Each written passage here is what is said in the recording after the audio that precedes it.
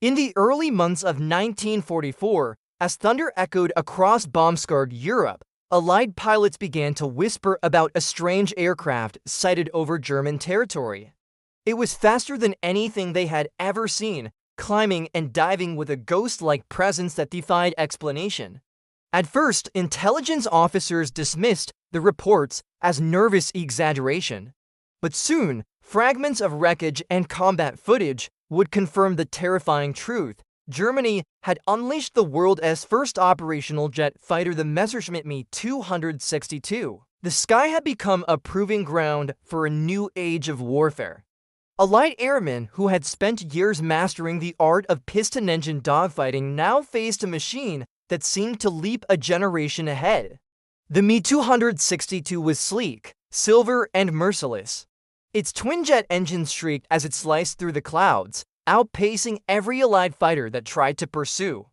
Pilots who had once flown with supreme confidence now stared upward in disbelief as these German wonder weapons streaked past like lightning. The war in the air was changing faster than anyone had imagined. Across Britain, the United States, and the occupied skies of Western Europe, the arrival of the jet triggered panic and awe in equal measure. Military strategists pored over reconnaissance photos, tracing the shadows of unfamiliar shapes parked on secret airfields. They had heard rumors of Hitler's miracle weapons, but the Me 262 was no rumor, it was a reality capable of shredding bomber formations that had once roamed the skies with impunity. Every flight briefing now began with tense warnings. Allied pilots were told to expect encounters with a new threat that could appear and vanish in seconds. Veteran flyers who had survived hundreds of sorties felt a new kind of fear, the fear of an enemy that defied the limits of technology. "You cannot fight what you cannot catch," one pilot muttered after watching a Me 262 rocket past his wing.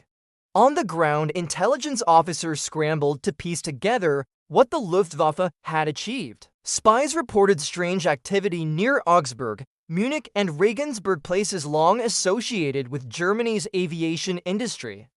Factories worked around the clock under heavy bombing, producing the sleek fuselages and fragile engines that would power the Third Reich's desperate gamble for survival. By the summer of 1944, the Allied bombing campaign was at its peak. Day after day, endless waves of B-17 flying fortresses and B-20 for liberators thundered toward Germany, escorted by P-51 Mustangs and Spitfires. The objective was clear: crush the enemy's ability to produce weapons and fuel.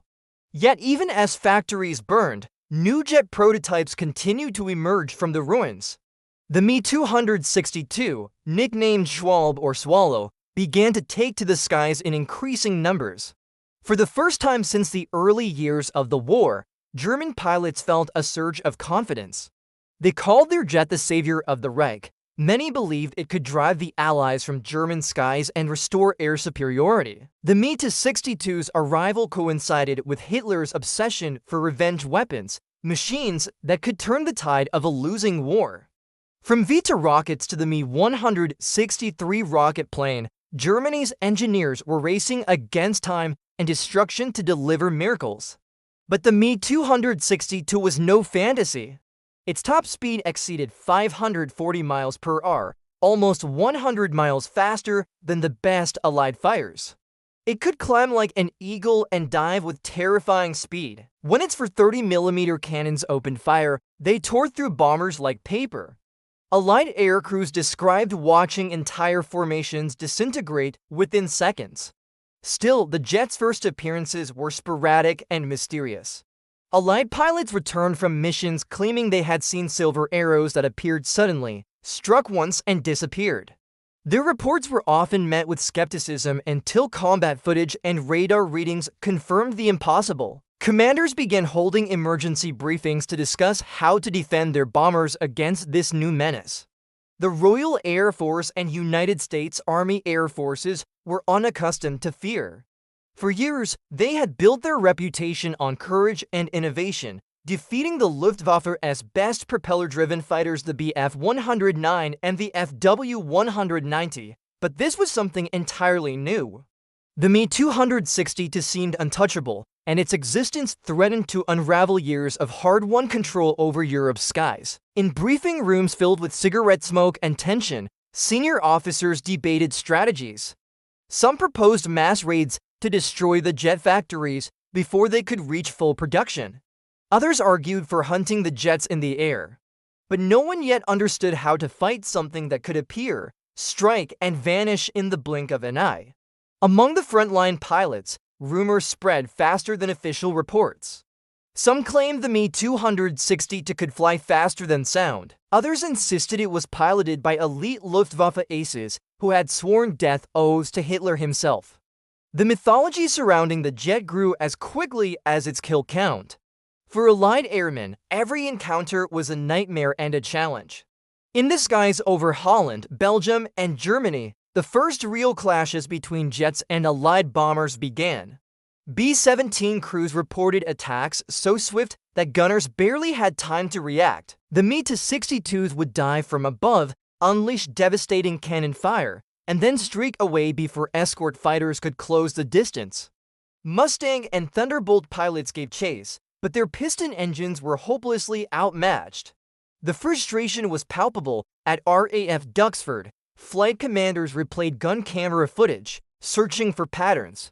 They studied every frame, hoping to find a weakness in the jet's attack runs. "Every machine has a limit," one intelligence officer remarked grimly.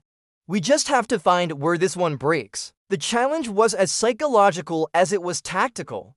The Me-260 represented more than a weapon. It was a symbol of Germany's technological defiance. For Allied pilots who had fought since the Battle of Britain, the thought that the enemy had leapt ahead in aircraft design was almost unthinkable. Yet even in their fear, a spark of determination began to grow. On one particularly cold morning in late 1944, over the town of Asselt in the Netherlands, 5 Spitfires from No. 401 Squadron Royal Canadian Air Force encountered a Me-260 for the first time. Squadron leader James Stocky Edwards described it later as watching the future fly past. The jet screamed through their formation so quickly that not a single pilot managed to get a shot off. The encounter lasted less than 10 seconds, but it was enough to leave them shaken. Back at base, the pilots gathered around the mess table, replaying the moment in disbelief. Some were angry, others were silent. "If this is the new German fighter," one said quietly, "then the war just changed." News of such encounters spread across Allied airfields. Commanders issued urgent orders to intelligence divisions: find out everything possible about the Me-262. Aerial reconnaissance intensified. Photographs revealed long concrete runways at airfields like Lechfeld and Munich necessary for the fragile jet engines to take off. Engineers began analyzing fragments from crashed aircraft, sending reports to command headquarters in London and Washington. For the first time, the Allied war effort faced the possibility that control of the skies could slip away. Every bombing raid grew more dangerous, every dogfight more unpredictable. The jet had arrived, and with it, a new era of aerial warfare. Yet beneath the panic, a quiet determination hardened among Allied pilots. They had faced unbeatable odds before against the Messerschmitt Bf 109 over Dunkirk, against the Focke-Wulf 190 during the Battle of Britain and had prevailed. The jet was faster, but it was not invincible. Somewhere, deep within its dazzling performance, there had to be a weakness.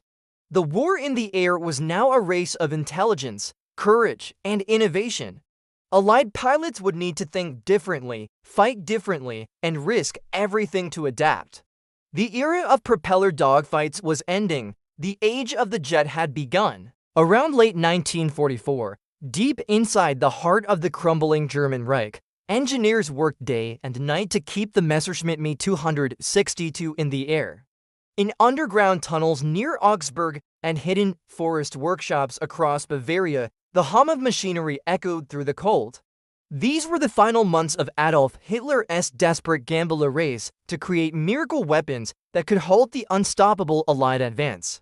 The Me-262 was his shining symbol of hope, the stormbird that promised to restore dominance to the skies. But behind its sleek metal skin and fearsome reputation, the jet carried the burden of fatal flaws. The Mi-62's revolutionary power lay in its twin Junkers Jumo-00 jet engines. They were engineering marvels, capable of propelling the aircraft to speeds never before seen in combat. Yet they were also fragile, unpredictable, and painfully short-lived. The engines had a lifespan of only about 25 operational hours before they needed replacements. Sometimes they failed after just 10. They were built from cheap alloys because wartime shortages had stripped Germany of key materials like nickel and chromium. The result was a machine that could blaze through the sky like a comet, only to burn out before it reached its true potential. Pilots called the jet both a dream and a death trap. The takeoff and landing speeds were dangerously high, and any mistake meant disaster. One slight throttle error during acceleration could cause a deadly compressor stall, sending the jet tumbling into the ground. When Allied bombers struck airfields and supply depots, mechanics had to cannibalize parts from wrecked aircraft just to keep a handful of Mi-62s operational. Even when they did take off successfully, the jets often struggled to return in one piece. Inside Hitler's headquarters, tension grew between engineers and military commanders. Adolf Galland, one of Germany's most respected fighter aces, argued passionately that the Mi-262 should be used purely as a fighter to strike Allied bombers and protect German cities. Hitler, however, insisted it be modified into a blitz bomber, capable of attacking ground targets. This obsession diverted precious resources, delayed production, and confused training programs.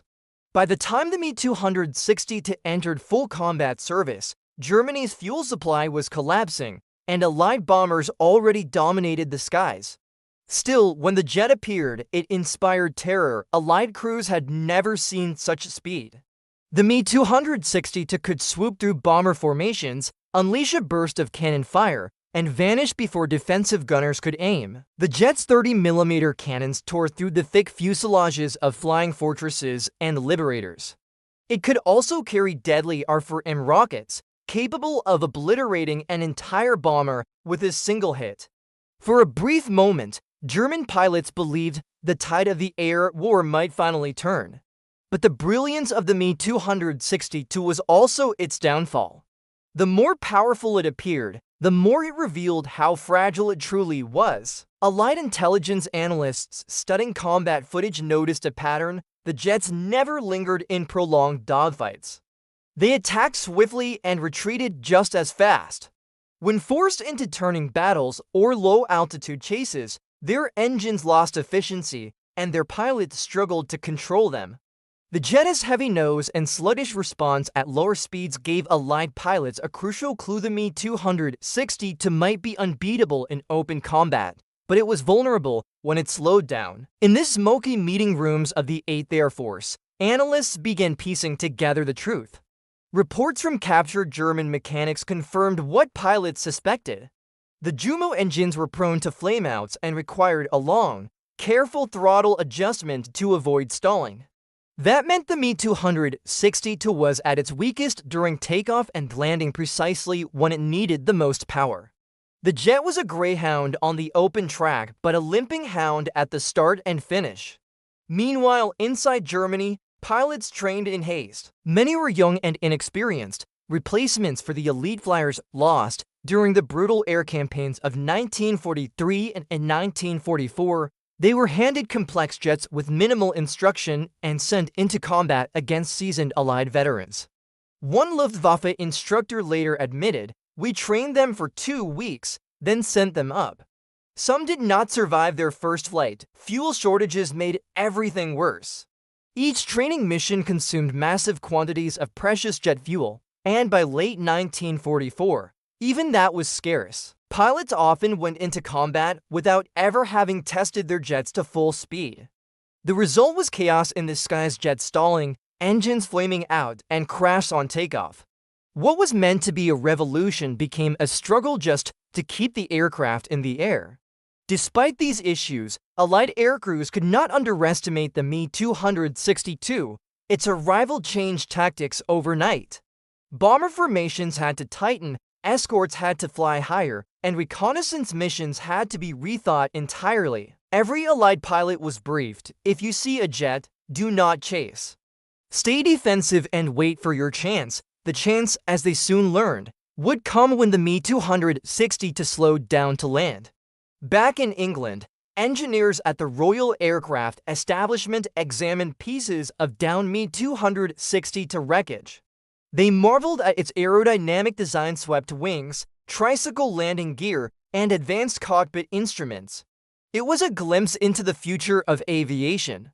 Yet they also noted the poor quality of construction and the brittle metal components. The jet was revolutionary in concept, but compromised in execution. War had forced the Germans to rush what might have been a world-changing design into service long before it was ready. By early 1945, as Allied forces closed in from all sides, the Luftwaffe's once mighty air arm was collapsing. The few remaining Me-260 squadrons fought valiantly, but they could not stem the tide. Many jets were destroyed on the ground before they ever took off.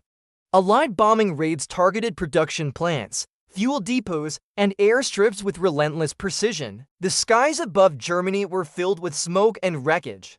Yet, amid the destruction, the legend of the Me-260 grew. German propaganda painted it as a symbol of defiance, a weapon so advanced that it would soon drive the Allies back across the Channel. Radio broadcasts boasted of revenge in the air, but Allied pilots knew better. They could see the cracks forming. Each encounter revealed more weaknesses, more vulnerabilities to exploit. In one combat report from late 1944, an American pilot noted, "The jet was fast, yes, but it could not turn. Once it overshot, it was ours." Another reported that the Me-262's engines emitted thick trails of black smoke, making them easy to spot during takeoff. These observations became gold for Allied strategists. The myth of invincibility was beginning to fade. The struggle was no longer just about who had the fastest plane, but who could adapt fastest. The Germans had built a masterpiece that was too fragile for the brutal demands of war. The Allies, with their superior logistics, intelligence, and tactical discipline, were learning how to counter it. The Me-262's reign of terror was destined to be short-lived. In the quiet hours before dawn, at airfields scattered across Europe, Allied pilots studied maps of known jet bases. They began to understand that speed alone did not win wars. Timing, teamwork, and ingenuity mattered more. The Me-260 had revealed the future of aviation, but it had also exposed the limits of innovation born in desperation. The jet might have been the most advanced weapon of its time, but it was also a symbol of how far the Third Reich had fallen, brilliant in concept, broken in execution, and powerless to change the outcome of a war already lost. Still, for the men in their cockpits, the fight was not over. Somewhere beyond the clouds, German jets still roamed, swift and deadly. To defeat them, Allied pilots would have to risk everything, flying deep into enemy territory, hunting the hunters. The plan was simple, but the danger was immense. They would strike the Me-262s where they were weakest. They would wait for the moment the jet slowed down to land, then swoop in for the kill. The stage was set for one of the most daring air campaigns of the war, a deadly game of patience, precision, and courage. In the early months of 1945, as Europe burned and the Reich crumbled, the air war entered a new and deadly phase. The Allies had learned enough about the German jets to understand one crucial truth. The Me-260 was nearly untouchable in the sky, but not on the ground. This realization sparked a bold and dangerous plan, one that would send Mustang and Spitfire squadrons deep behind enemy lines to hunt the jets at their most vulnerable moments during takeoff and landing. The hunters were about to become the hunted. At air bases across England, briefing rooms buzzed with energy and anxiety. Commanders pointed to reconnaissance photos pinned to walls, airfields like Lechfeld, Neuburg, and Munich, where Me-262s had been spotted taking off in 2s and 3s. Intelligence analysts marked the times of their flights, identifying patterns that revealed when the jets were most likely to be in the air. The plan was simple in theory: wait near those airfields, strike as the jets landed, and escape before enemy reinforcements could respond. In reality, it was a death sentence for anyone caught by flak or enemy fighters. For the men of the United States 8th Air Force, it was a mission born of necessity. Every day, the Me-62s were tearing through bomber formations and vanishing before escorts could reach them. Something had to change. Major General Jimmy Doolittle gave the order that would redefine aerial combat. Allied fighters were now cleared to freelance, to roam ahead of bomber formations and strike targets of opportunity, including the jet bases themselves. It was an open invitation to take the fight directly to the enemy's doorstep. Among the pilots chosen for these missions were men like Lieutenant Urban Bendrew of the 375th Fighter Squadron and Captain Chuck Yeager of the 357th Fighter Group. They were young, fearless, and determined to prove that no machine, no matter how advanced, could outsmart human courage.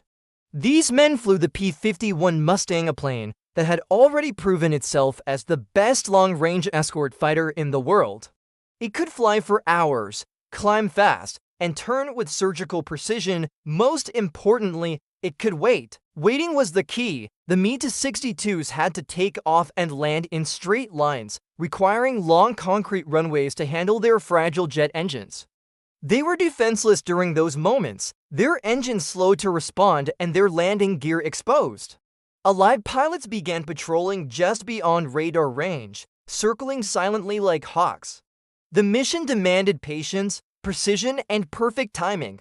One wrong move, one early dive, and the jets would escape. On a cold February morning, a formation of Mustangs flew low over southern Germany, hugging the treetops to avoid radar detection. Their leader's voice crackled over the radio, "Keep your eyes open. They will come up fast." The tension was suffocating. Every pilot knew the risks. Flak batteries surrounded every major airfield, and German anti-aircraft gunners were among the best in the world. Even before they saw a jet, the sky would be filled with black bursts of shrapnel. But the pilots pressed on, driven by the need to prove that human skill could overcome mechanical superiority. It was near Munich that the first successful ambush took place. A group of Me-62s began their takeoff run as Allied fighters swept in from the clouds. The Mustangs dropped from altitude, guns blazing.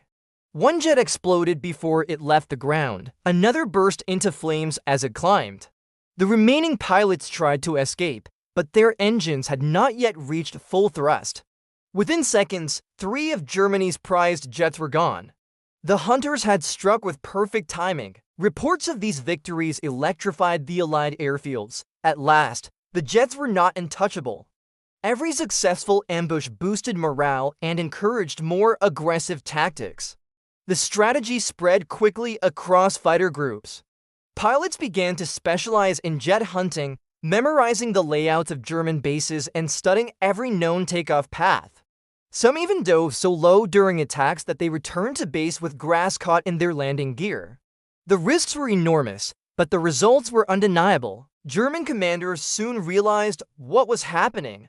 They ordered increased anti-aircraft protection and instructed jet pilots to approach airfields from unpredictable angles. But there was little they could do. The Me-62s required long, flat runways, and those runways were easy targets.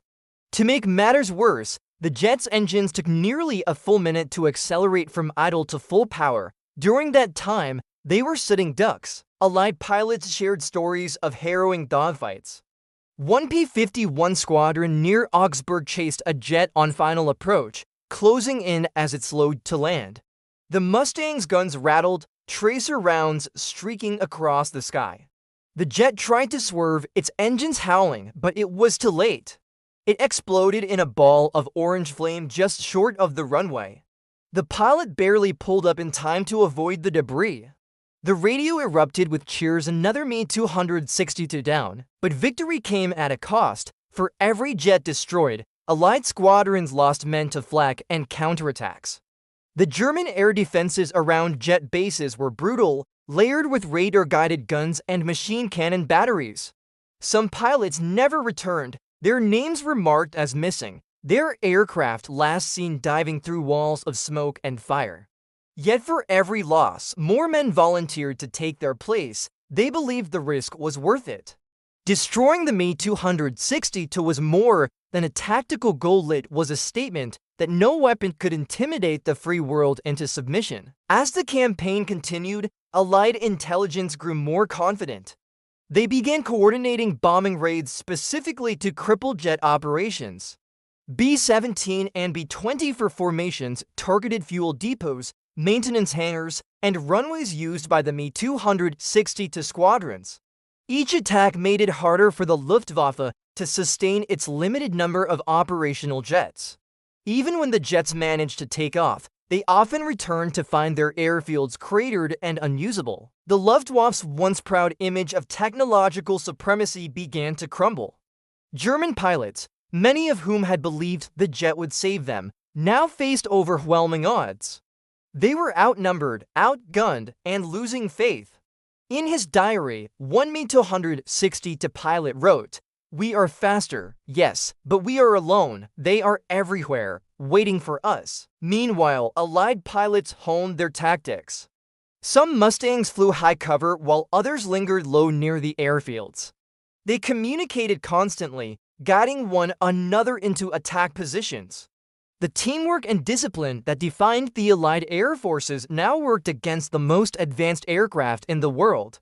Courage met technology, and courage was winning. One of the most remarkable encounters occurred when Lieutenant Colonel Bud Anderson led his flight near Regensburg. Spotting a jet preparing to land, he dove from altitude, closing the distance before the German pilot even noticed. His gun camera recorded every second the flash of cannon fire, the explosion that followed, and the black smoke curling upward from the wreck. Back at base, the footage was studied carefully, confirming once again that patience and timing were the keys to victory. By March 1945, the hunt for jets had become routine.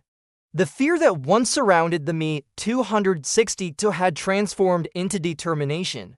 Allied pilots no longer viewed the German jet as a monster in the sky, but as prey. The hunters had adapted. Still, every mission was a test of nerves. The jet could appear out of nowhere, streaking across the horizon before vanishing into the clouds. Chasing one was suicide, but trapping it during landing was art. The sky above Germany became a deadly chessboard. One move too early or too late could mean death. But the Allied pilots were learning to play faster, smarter, and more ruthlessly than ever before. The hunt was succeeding. The Mi-262, once a symbol of German superiority, was now a target. And soon, a single mission would define everything that came before it. The day Lieutenant Urban Drew and his fellow Mustang aces delivered a blow that would echo through aviation history. In the early autumn of 1944, as the war edged toward its fiery conclusion, the Allied air forces were closing in on total dominance. Yet, in the skies above Europe, one shadow still loomed: the Messerschmitt Mi-262. It was the weapon that Hitler had called his wonder fighter, a symbol of his faith in technology to reverse the inevitable.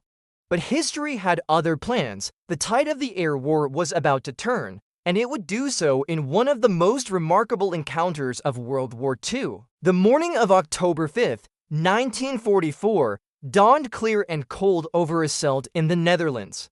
Lieutenant Urban Ben Drew of the 375th Fighter Squadron sat in the cockpit of his gleaming P-51 Mustang, a machine that had carried him through dozens of missions.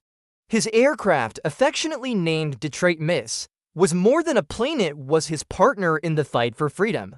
Drew was no stranger to danger, but that day he felt something different in the air. Intelligence reports hinted that a group of German jets was operating nearby, and Drew intended to find them. Taking off with his wingman, Drew climbed to altitude, scanning the horizon for movement. The radio crackled with the usual chatter from other squadrons.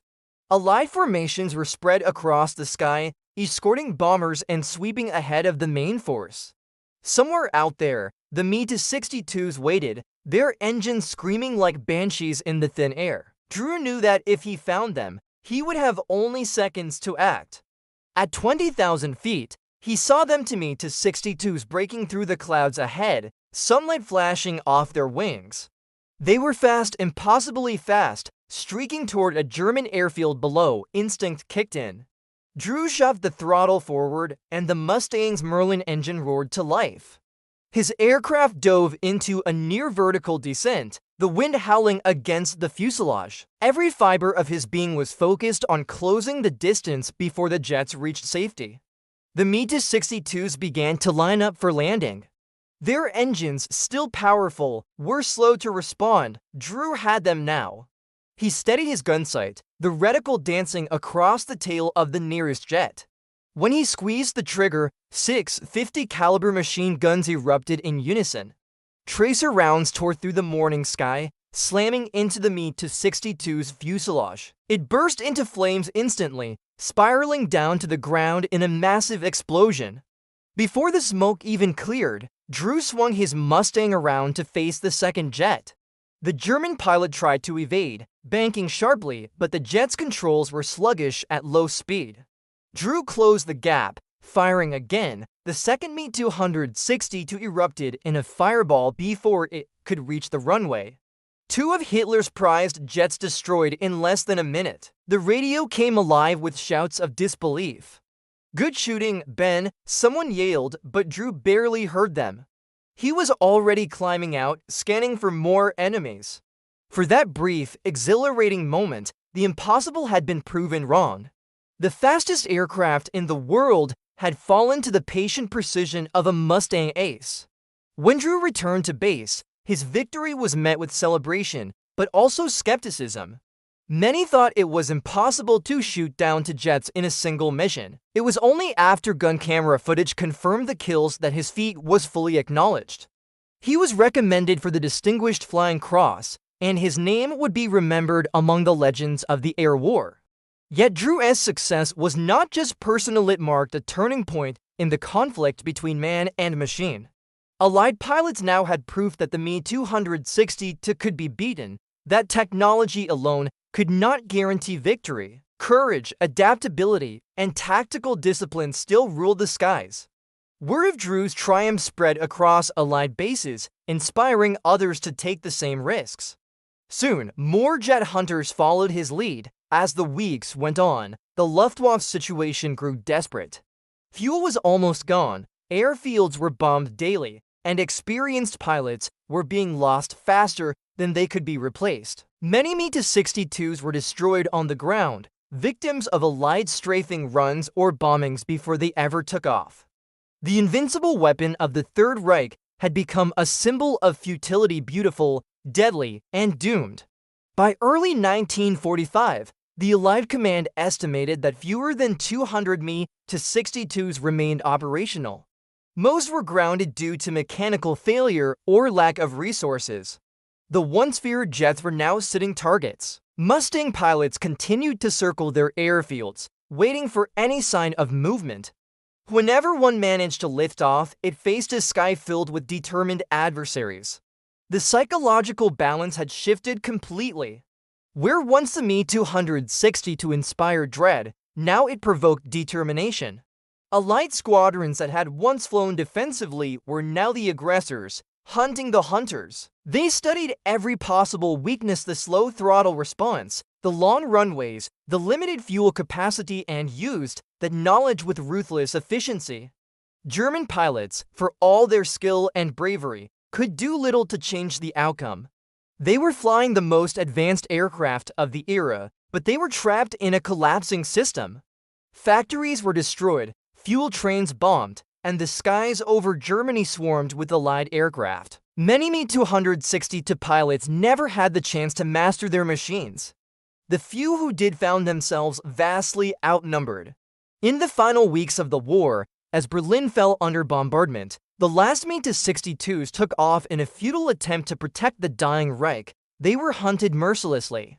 Allied Mustangs and Thunderbolts patrolled the airfields day and night, striking at any sign of movement. When the war ended in May 1945, the jet age had officially begun, but it was the Allies, not Germany, who would shape its future. In the years that followed, aviation historians would look back on the Me-262 as both a marvel and a tragedy. It had been decades ahead of its time, a glimpse of the future born in the wrong moment. Had it been developed in peace, it might have revolutionized flight.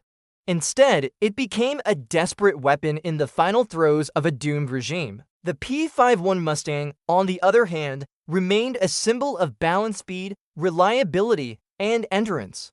It proved that the most advanced technology was worthless without the skill and resolve of the pilots who flew it. Men like Urban Drew, Chuck Yeager, and Bud Anderson carried that lesson into the next generation of aviation, helping to build the world's first true jet fighters after the war. The story of the Me-262 and the Mustang, as more than a tale of machines, it is the story of human adaptability. The Germans built a weapon meant to dominate the skies, but the Allies learned, adapted, and conquered it through courage and intelligence. In doing so, they ensured that the outcome of World War II would not be decided by machinery alone, but by the determination of those who refused to yield. When the war finally ended, the Me-262 stood as a paradox, both the birth of modern aviation and the tombstone of Nazi ambition. The jet age had begun in fire, but it would be carried forward by the victors who had learned to outthink the impossible.